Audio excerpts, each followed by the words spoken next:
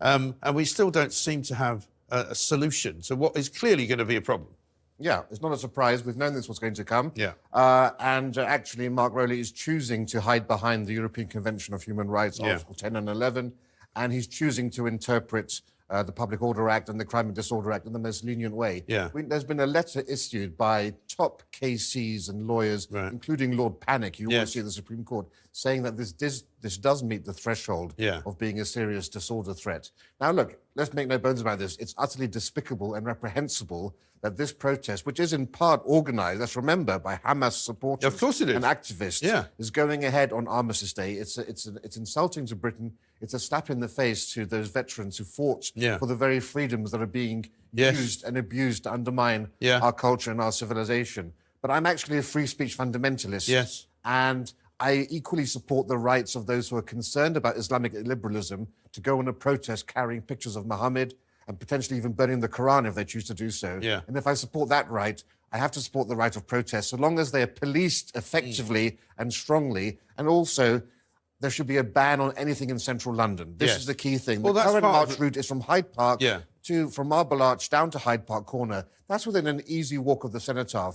And there are easily going to be splinter groups that will go there. Now, if you're going to, you can easily put a ban in place for around a 2-hour walk zone around the Cenotaph. And if people are more than 2 hours away, then I think that can pass peacefully. You can. As long as it happens later in the day. The thing is, the protesters are gathering at around 11 a.m. because the march starts at 12 p.m. Now, you're going to have thousands of people in Hyde Park when we should all be standing in silence. And they won't be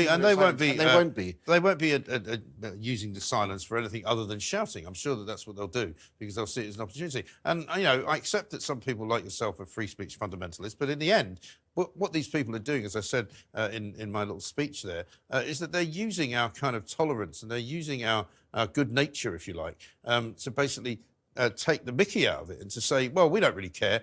You give us the right to do this, so we're going to do it. And everybody can see that if there are going to be counter-protests by other groups of people, whether they be veterans, whether they be people who just feel fed up that this march thing has gone too far, you know, the police cannot possibly say that there won't be trouble. They must know. And I've also been talking to some servicemen and veterans myself, and they've been told if they're coming to any services on Saturday, it might be wise for them not to wear their medals.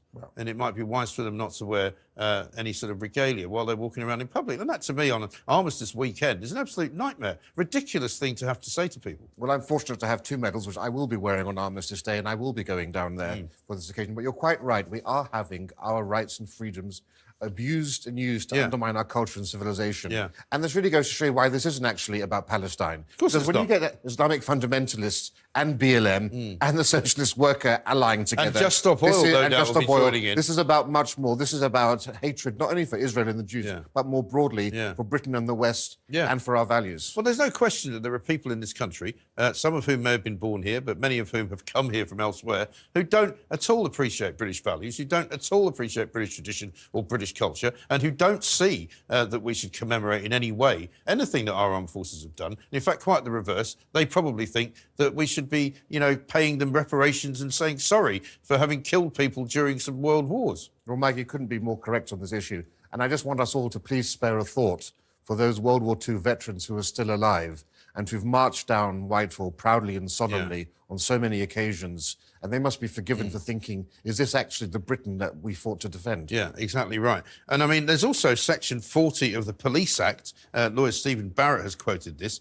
In those circumstances where the police is failing to discharge its function in regulating protests, the Home Secretary can demand special measures and get the march banned. But all day today, I've been hearing people sort of demonising Suella Braverman for calling this a hate march, and people actually defending it and say, well, I don't think it is a hate march. Well, I think it very clearly is a hate march. Maybe not everybody in it is hateful, but there are hateful things which emerge from every single march that I've seen, and every single march that I've seen also ends up in a punch-up with the police. Yeah. No, I'm not saying that every single person on that protest is hateful or anti-Semitic, but let's not deny that at its core, this is a deeply anti-Semitic and it's an anti-Israeli protest rather than a pro-Palestine protest. Well, all of the people that I've seen being asked questions about what they're on that march to do have at the very least said that they think Israel should not be attacking Gaza.